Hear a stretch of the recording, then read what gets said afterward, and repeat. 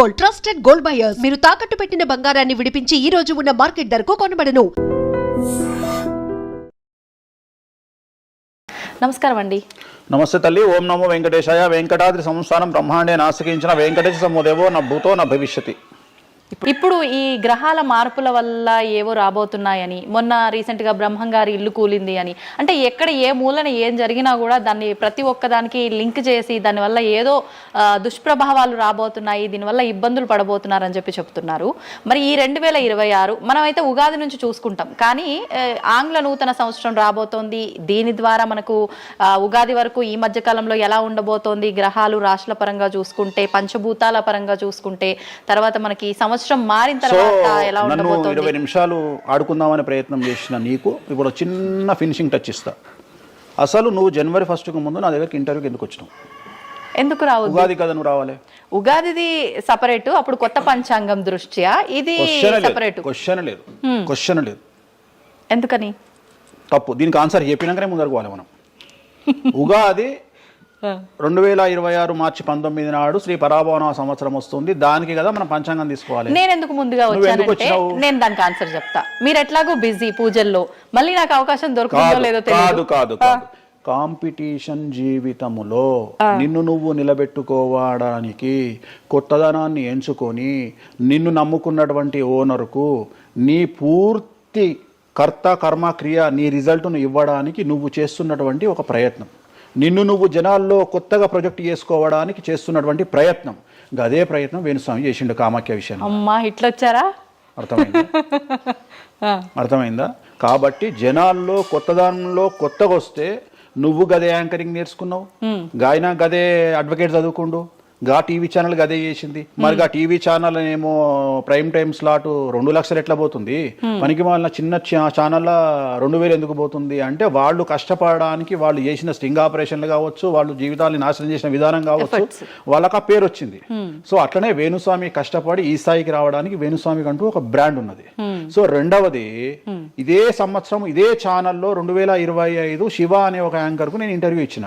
అందులో చాలా విషయాలు చెప్పిన. ఏమేం చెప్పిన? ఈ సంవత్సరము రైలు ప్రమాదాలు ఎక్కువ అని చెప్పిన, విమాన ప్రమాదాలు ఎక్కువ అని చెప్పిన. చెప్పంగా వెనకకించి వచ్చి వీనికి పని పాట లేదు, వీడు పొద్దుగాలు లేస్తే ఇటువే మాట్లాడతాడు అని తిట్టిరు నన్ను. మరి అయినప్పుడు ఒకడన్నా పెట్టడేంద్రా? పెట్టాలే కదా. ఎందుకు పెట్టారు అంటే, చివరికి జ్యోతిష్యం చెప్పుకునే స్వేచ్ఛ కూడా మా బొందకు లేకుండా చేసారు. జ్యోతిష్యంలో అరే ఇప్పుడు నా సొంత కవిత్వం కాదు, ఎవరిని అడిగినా చెప్తారు. ఈ సంవత్సరం గురువు అధిపతి కమాండర్ కేతువు అన్ని క్లియర్గా ఉన్నాయి. కేతువు అంటే మోక్షకారకుడు, భక్తికారకుడు. ఈ సంవత్సరం 2026లో ఎక్కడైతే జనాలు గుమిగూడు ఉంటారో అక్కడ ప్రాబ్లమ్స్ వస్తాయి. అది రేపు జరగబోయేటువంటి పుష్కరాలు కావచ్చు, రేపు జరగబోయే సమ్మక్క సారక్క పండగ కావచ్చు, లేకపోతే దేవాలయాల్లో ముక్కోటి ఏకాదశి కావచ్చు, ఎక్కడైతే భక్తి భావం ఉంటుందో అక్కడ చాలా పెద్ద పెను ప్రమాదాలు సంచలనాలు జరుగుతాయని శాస్త్రం చెప్తుంది. శాస్త్రం చెప్పినప్పుడు ఆ శాస్త్రాన్ని వేణుస్వామి చెప్తున్నాడు. దీన్ని కూడా తప్పు తీసుకుపోయి వేణుస్వామి ఏలినాడు శని నడుస్తుంది మేషరాశికి, మేషరాశి బాగుండదు అని చెప్పాలి కానీ మేషరాశి సూపర్ స్టార్లు అవుతారని నేనెందుకు చెప్తా అంటే, అక్కడ చూసిన వేణుస్వామి మన ఒక ఆమె నేను మీనరాశి బాగాలేదంటే మీనరాశికి బాగాలేదని చెప్తున్నా వేణుస్వామి ఎక్కడ చెప్పాడు వేణుస్వామి అని ఇట్లా ఊతుంది, ఇట్లనే ఊతుంది ఆమె, ఇట్లనే అంటుంది వేణుస్వామి చెప్పిండు అని తిట్టింది. నువ్వు నమ్మవమ్మా, ఆమె అమెరికా నుండి పంచుప్రభాకర్ అని ఒక ఆయన ఉంటాడు, ఆయన తిట్టిండమ్మా ఆ బూతులు భగవంతా నేనైతే తెల్లారి చచ్చిపోతుండే. అంటే వాళ్ళిద్దరికి ఫైటింగ్ జరిగి గదే మీనరాశి అని చెప్తున్నాను నేను. ఆమె మీనరాశి అంట, గదే మీనరాశి అంటున్నాను. అంటే నేను చెప్పేది అదే. నేను చెప్పేది ఫస్ట్ శనీశ్వరుడు కాదు, శనేశ్వరుడు. సో నెక్స్ట్ మిథున రాశి. ఈ సంవత్సరం ఏదైనా రాశి 100కు 110% అనుకూలంగా ఉంది అంటే మిథున రాశి. సో గురువు, రాహువు, కేతువు అన్ని గ్రహాలు అనుకూలంగా ఉన్నాయి. పట్టిందల్లా బంగారంగా ఉంటుంది. గురువు అతిచారం వల్ల మీ జాతకం చాలా బాగుండబోతా ఉంది. గత 10 సంవత్సరాల నుండి మీరు పడుతున్నటువంటి కష్టాలన్నీ తొలగిపోయే అవకాశాలు కనిపిస్తూ ఉన్నాయి.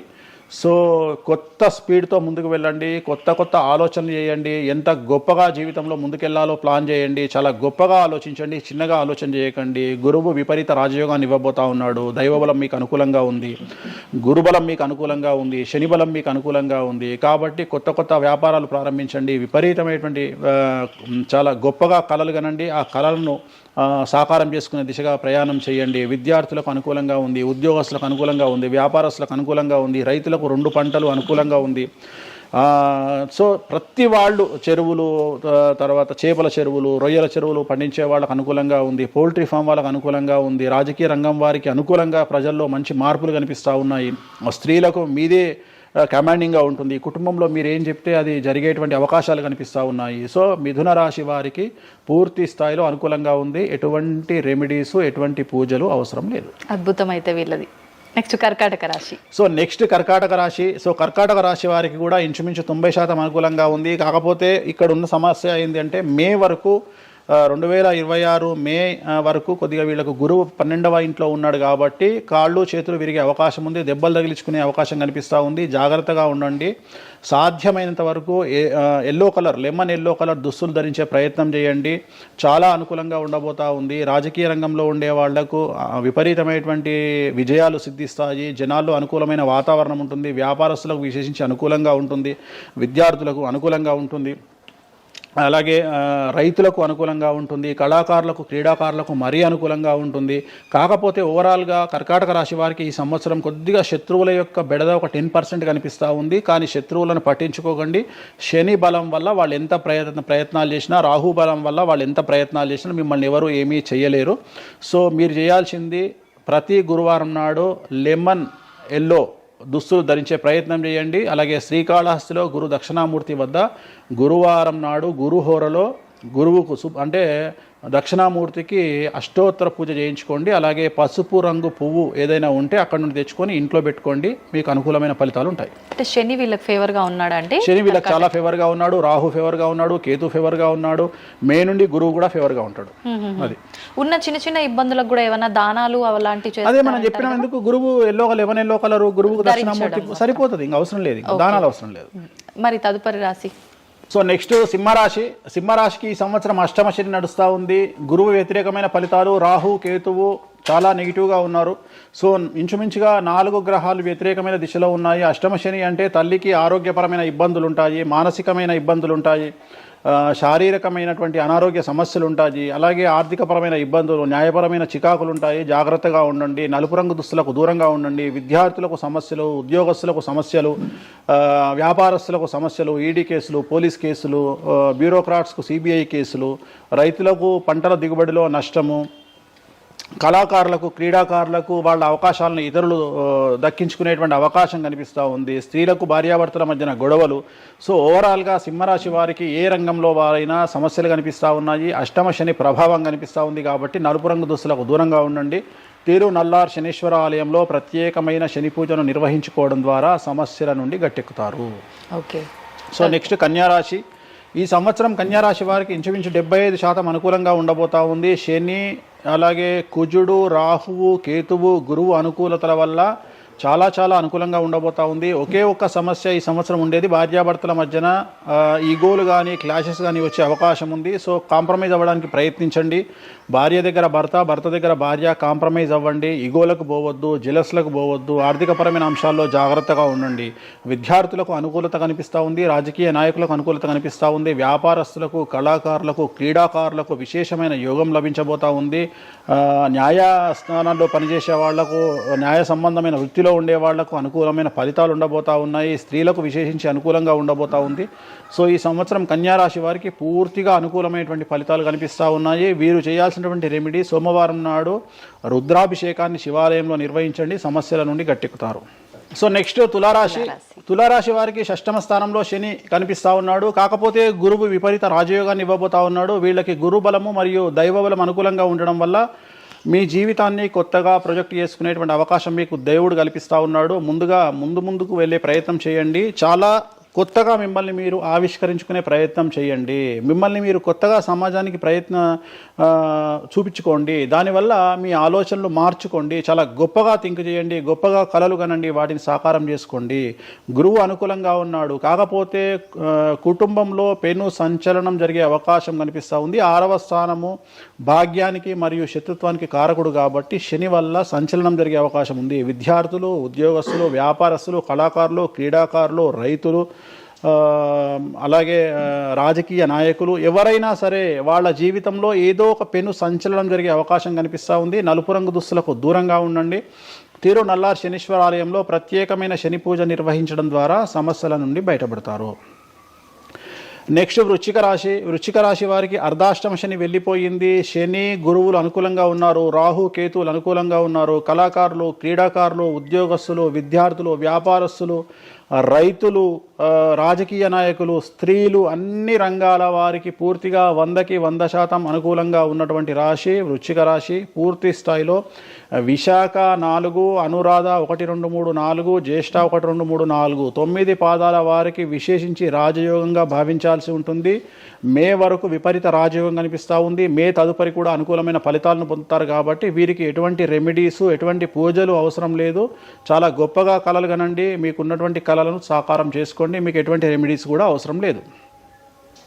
నెక్స్ట్ ధనుసు రాశి వారికి అర్ధాష్టమ శని నడుస్తూ ఉంది. అర్ధాష్టమ శని అనేటువంటిది డబ్బులను అధికంగా ఇచ్చి ఆ డబ్బుల ద్వారా సమస్యలు తెచ్చేటువంటి ఒక పరిస్థితి. అంటే డబ్బులు లేకపోతేనే సమస్యలు అంటారా? డబ్బులు ఉంటే కూడా సమస్యలు. డబ్బులు ఉన్నప్పుడు వాటిని మనం ఖర్చు చేసే విధానంలో సమస్యలు, వాటిని మనం ఎలా సమాజంలో ఖర్చు పెట్టబోతున్నామనే సమస్యలు ఏర్పడేటువంటి అవకాశం ఉంది. కాబట్టి మీరు ఇన్వెస్ట్మెంట్ చేయడంలో కానీ, అప్పులు ఇవ్వడంలో కానీ, ఎవరికైనా అప్పులు ఇవ్వడంలో కానీ, చిట్టీలు వేయడంలో కానీ, సహాయం చేయబోయేటప్పుడు కానీ జాగ్రత్తలు తీసుకోండి. ఎటువంటి పరిస్థితుల్లోనూ డబ్బులు ఎవరికి ఇవ్వవద్దు.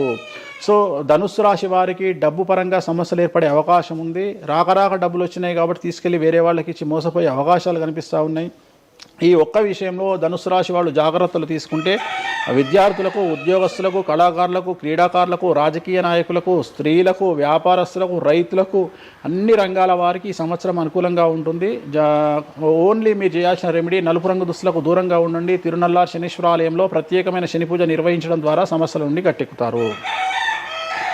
నెక్స్ట్ మకర రాశి వారికి ఈ సంవత్సరం చాలా అనుకూలంగా ఉంది. ఈ సంవత్సరం అండర్లైన్ చేయాల్సిన విషయం ఏమిటంటే మకర రాశి వారికి భార్యాభర్తల మధ్యన గ్యాప్ ఏర్పడేటువంటి అవకాశం ఉంది. గొడవలు వచ్చే అవకాశం ఉంది. ఈగోస్ వల్ల కానీ వేటి వల్ల అయినా సమస్యలు వచ్చే అవకాశం ఉంది.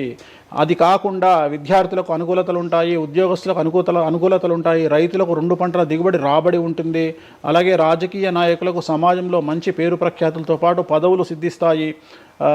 రైతులకు 2 పంటల దిగుబడి రాబడి ఉంటుంది. వ్యాపారస్తులకు రూపాయికి 100 రూపాయల లాభం ఉంటుంది. స్త్రీలకు కోరుకున్నటువంటి ఫలితాలు ఉంటాయి. అన్ని రంగాల వారికి అనుకూలమైన ఫలితాలు మకర రాశి వారికి ఉండబోతా ఉన్నాయి.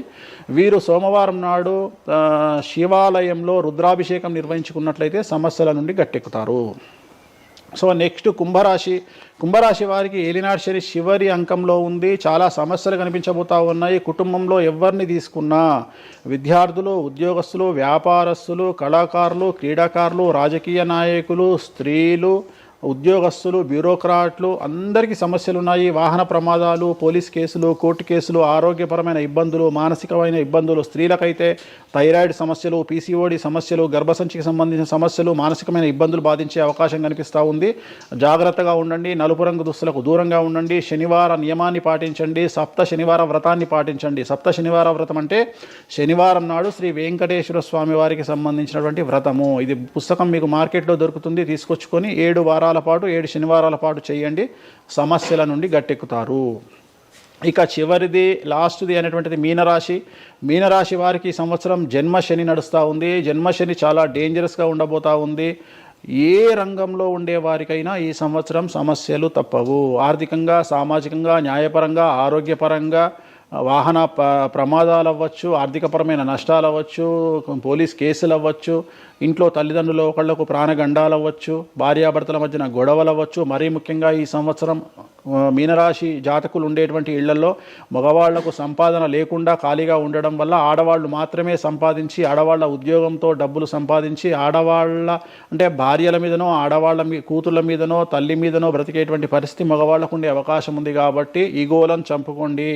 సో ఆడవారి మీద బ్రతకడానికి సిద్ధపడండి, కష్టపడండి, మానసికంగా సంసిద్ధులుగా ఉండండి. అంటే అలాంటి ఒక కండిషన్ ఈ సంవత్సరం ఉండబోతా ఉంది. ఈ ఒక్క సంవత్సరాన్ని కనుక మీరు దాటగలిగితే మీ జీవితంలో మంచి పొజిషన్లకు వెళ్తారు.